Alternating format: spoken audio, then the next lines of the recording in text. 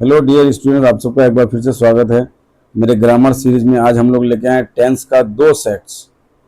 हर set में 10 question होगा जिसमें हम लोग प्रैक्टिस करेंगे और आप लोग उसके साथ साथ आंसर भी करेंगे।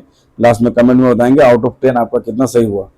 तो आज हम लोग जिस पहला सेट में जो है 1 से 10 क्वेश्चन रहेगा, जिसमें हम लोग पास्ट और पास्ट परफेक्ट का सीक्वेंस को कवर करेंगे, देखेंगे और थोड़ा एलाबोरेटली समझने का भी कोशिश करेंगे। तो जुड़े रहिए मेरे वीडियो में और अपना आंसर करके लास्ट में स्कोर जरूर बताएं।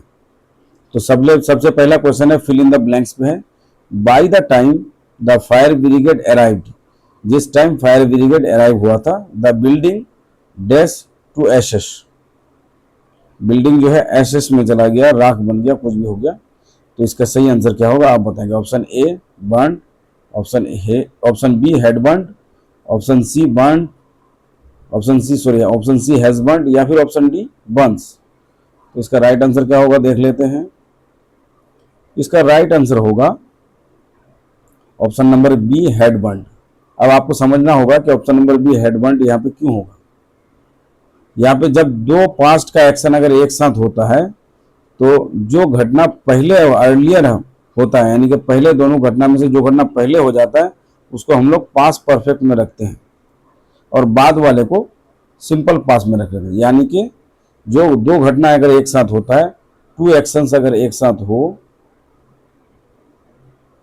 तो उसमें से जो पहला एक्शन होता है उसको हम लोग हैड प्लस वर्ब 3 में रखते हैं। तो यहाँ पे जैसे हैड बर्न्ड, बर्न्ड जो है वर्ब 3 है बर्न का, और लेटर जो एक्शन है जैसा bye the time fire brigade arrive, जब फायर ब्रिगेड आया था उससे पहले ही घर जल गया, तो घर पहले जला है तो इसका मतलब हेड प्लस वर्ब 3 वहाँ यूज करेंगे। और बाद में फायर ब्रिगेड आया तो उसको मतलब सब्जेक्ट प्लस वर्ब 2 का इस्तेमाल करेंगे।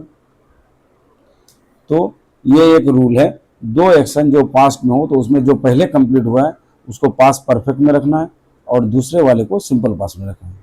उम्मीद है आप लोग समझ गए होंगे, बाकी जो बच्चे हैं साथ में तो क्लास में भी समझ सकते हैं। Thank you. अगला वीडियो के लिए, अगला क्वेश्चन के लिए देखते हैं। अगला क्वेश्चन है एरर करेक्शन का। आइडेंटिफाई द एरर और उसका करेक्शन कीजिए। Question number 2, look the sun rises behind the clouds. एक आदमी बोल रहा है इट इज रेनिंग, एक बोल रहा है कि देखो सूरज जो है क्लाउड्स के बीच से राइज कर रहा है और अभी बारिश हो रही है। देख लेते हैं यहाँ पे एरर जो है राइजेस होगा, करेक्शन होगा इज राइजिंग। क्यों? क्योंकि वो दिखा रहा है और लुक ही जो है, ये जो वर्ड लुक है ये इंडिकेट कर रहा है कि कोई एक्शन अभी अभी हो रहा है, कोई काम अभी अभी हो रहा है। और कोई काम जब अभी हो रहा है, कंटिन्यूसली है, तो उसमें प्रेजेंट कंटिन्यूअस टेंस का यूज होगा। उसमें फॉर्मूला आएगा सब्जेक्ट प्लस एम इज या आर प्लस वर्ब 1 के साथ आईएनजी का इस्तेमाल होगा प्लस ऑब्जेक्ट। इस फॉर्मूला का यहाँ पे इस्तेमाल होगा। एम इज आर जो है हेल्पिंग वर्ब है और हेल्पिंग वर्ब जब यूज करते हैं तो उसके बाद वर्ब जो है आईएनजी फॉर्म में यानी कि पार्टिसिपल में आ जाता है। नेक्स्ट क्वेश्चन देख लेते हैं। Question number 3, choose the option. इसमें 4 ऑप्शन है जिसमें से एक आपको चूज करना है। सही C dash for Berlin next Monday, वो नेक्स्ट मंडे बर्लिन को जाएगी या जा रही है कुछ भी। हर बुकिंग्स आर कंफर्म, उसका बुकिंग कंफर्म हो गया है। तो यहाँ पे option A leaves, option B is leaving, option C has left, या फिर ऑप्शन डी लेफ्ट। तो अपना अपना आंसर जरूर करें। चलिए आंसर देख लेते हैं। तो इसका आंसर होगा इज लीविंग, क्योंकि यहाँ पे लिखा है कि next Monday, C is leaving next. यहाँ पे प्रेजेंट कंटिन्यूअस टेंस का यूज होगा क्योंकि फ्यूचर का अरेंजमेंट उसने ऑलरेडी कर लिया है और उसका फ्यूचर प्लानिंग रेडी है। फ्यूचर में वो जा रही है, टाइम दिया हुआ है। ऐसे इस तरह का अगर केस होगा तो यहाँ पे वर्ब फ्यूचर प्रेजेंट टेंस का इस्तेमाल होगा। प्रेजेंट में ही उसको बताया जाएगा क्योंकि फ्यूचर इंडिकेशन के लिए नेक्स्ट मंडे उसने बता दिया है। अगला क्वेश्चन, क्वेश्चन नंबर 4 है, fill in the blanks. I this book 3 hours but I have completed only half. 3 घंटे से इस बुक को उसने कुछ करा है, पढ़ा होगा, और लेकिन उसने ओनली हाफ कंप्लीट किया है। तो option A read, option B I am reading, option C have been reading, या फिर ऑप्शन बी हैड।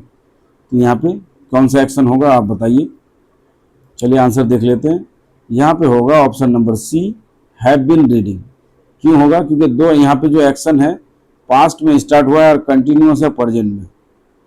कोई ऐसा घटना, मान लो कोई ऐसा काम जब यहाँ स्टार्ट हुआ और यहाँ से लेकर के यहाँ तक गया, इस घंटे में तो 2 घंटा लगा, तो यानी कि 1 घंटा कुछ मिनट का काम ऑलरेडी हो चुका है और इस काम को और आगे होना है। तो ऐसी घटनाएं जिसमें कुछ वर्क हो चुका है और कुछ और करने हैं, आगे ले जाने हैं उसको। मान लो ये पूरा काम है, यहाँ तक उसने काम कर लिया है, इसमें उसको 2 घंटे लगे, 3 घंटे लगे, ऐसा टाइम पता है और उसके आगे और करना है, तो ऐसे सेंटेंस प्रेजेंट परफेक्ट कंटिन्यूअस में रहेंगे। तो उसके प्रेजेंट परफेक्ट कंटिन्यूअस का टाइम फॉर्मूला ही है subject plus have been, has been, फिर वर्ब ऑन आईएनजी रीडिंग जैसा यहाँ पे दिया हुआ है, उसके बाद सिंस फॉर टाइम, टाइम का पीरियड दिखाता है। नेक्स्ट क्वेश्चन देख लेते हैं, क्वेश्चन नंबर 5। एरर को ढूंढना है, करेक्शन करना है। If you had studied sincerely you will pass the exam. अगर आप सिंसियरली पढ़े होते तो आप एग्जाम पास कर जाते। तो इसका राइट आंसर देख लेते हैं। राइट आंसर होता विल पास, जो है यह गलत है और उसका राइट आंसर होगा would have pass. Sorry, video बना फ्लो में थोड़ा सा गड़बड़ी हो गया। विल पास जो है एरर है, यहाँ पे होगा वुड हैव पास्ड, यानी कि यहाँ पे थर्ड कंडीशनल सेंटेंस रिक्वायर है, जो would have plus past participle लगता है इसमें मेन क्लॉज में, जो एक अनरियल पास्ट है। अगर पढ़ते तो क्या पता सक्सेस नहीं भी होते, लेकिन अगर पढ़ लिए होते तो ये चांस था कि would have pass the exam, शायद पास कर जाती। तो अनरियल सिचुएशन को दिखाएंगे तो यहाँ थर्ड कंडीशनल 4 तरह का होता है, जिसमें से थर्ड कंडीशनल यूज हुआ है। नेक्स्ट क्वेश्चन देख लेते हैं। Complete the sentence, sentence complete का है। ही बिहेव्स एज दो ही एवरीथिंग अबाउट फिजिक्स। वो ऐसे बिहेव करता है जैसे एवरीथिंग फिजिक्स के बारे में उसको मालूम है, नोज के मतलब। तो option A knows, option B knew, option C had known, या फिर ऑप्शन डी हैज नोन। तो इसका राइट आंसर देख लेते हैं। इसका राइट आंसर होगा ऑप्शन नंबर बी न्यू। यहाँ पे अनरियल और हाइपोथेटिकल स्टेट बताया गया है, जो सिंपल पास्ट टेंस में आएगा। ही बिहेव एज दो ही न्यू, वो ऐसे बर्ताव करता है कि उसको मालूम है, पता है। अनरियल पास्ट, अनरियल सिचुएशन है, बढ़ा चढ़ा के बता रहा है। तो ऐसे केस में वर्ब टू का इस्तेमाल हम लोग करेंगे। नेक्स्ट क्वेश्चन है चूज द ऑप्शन। इसमें भी ऑप्शन चूज करने का है, ऑप्शन चूज करने के काफ़ी सारे दे दिए। आगे धीरे धीरे इसका पैटर्न भी चेंज होगा। ही dash unconscious since the accident yesterday. जब से एक्सीडेंट हुआ तब से वो जो है अनकॉन्शियस है।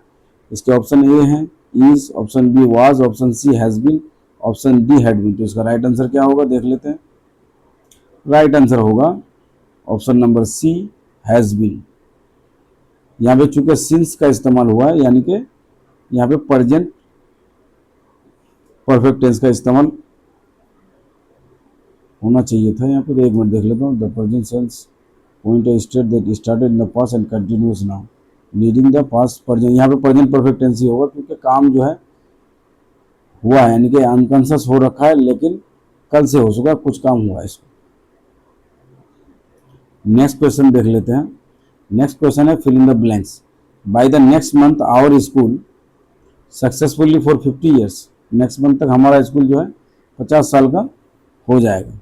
तो option number A will function, option B has function, option C will have function, या फिर ऑप्शन डी फंक्शन। तो इसका राइट आंसर होगा option number C will have function. By the next month जो है ये पॉइंट करता है एक्शन कंप्लीटेड स्पेसिफिक टाइम, किसी टाइम पे जो एक्शन कंप्लीट हो जाएगा इन फ्यूचर में। ऐसे केस में हम लोग फ्यूचर परफेक्ट टेंस का यूज करेंगे। अगला सेंटेंस देखते हैं। एरर करेक्शन का ये है while I walked in the park a dog barked at me. जब मैं पार्क में टहल रहा था ये कुत्ते ने मुझ पे भौंका। इस तरह का सेंटेंस हम लोग पहले भी कर चुके हैं, आप लोग अगर चाहें तो पीछे देख सकते हैं। तो इसका गलती होगा वॉकड और यहाँ पे होगा वाज वॉकिंग। जब भी ऑन गोइंग बैकग्राउंड हो, कंप्लीट पहले मैंने कहा था दो पहले कंप्लीट वाला, लेकिन यहाँ पे ऑन गोइंग बैकग्राउंड एक्शन है, दोनों एक्शन एक साथ चल रहा है, इंटरप्शन है बाद में तो अनदर इवेंट का। तो ऐसे केस में हम लोग पास्ट कंटिन्यूस टेंस का यूज करेंगे। वॉक वो जो है पार्क में कर रहा था, उसी टाइम में जो है डॉग ने उसको भौंका। तो यहाँ पे ऑन गोइंग एक्शन था, जो काम चल ही रहा था, काम चल ही रहा है और उसमें दूसरा एक इवेंट ऐड हो जाए, ऐसे केस में पास्ट टेंस का यूज होगा, पास्ट कंटिन्यूस का। आज का लास्ट क्वेश्चन है, choose the option, option choose करना। It is high time the government dash strict laws. इसका राइट आंसर होगा option A takes, option B took, option C has been, या फिर ऑप्शन डी विल टेक। इसका right answer क्या होगा आप लोग जरूर बताएं। इसका राइट आंसर होगा ऑप्शन नंबर बी टुक। यहाँ पे जो है एक्सप्रेशन बिल्कुल फिक्स्ड है, इट इज हाई टाइम जो है बताया हुआ है, और ये डायरेक्टली सिंपल पास से हमेशा एक्सप्रेस होता है, अर्जेंट एक्शन के लिए यूज होता है। जब भी इस तरह का it is high time use हो कहीं पे भी, समझ लेना वहां पे वर्ब टू का इस्तेमाल होगा। आज के लिए बस इतना ही, मिलते हैं नेक्स्ट वीडियो में। Thank you.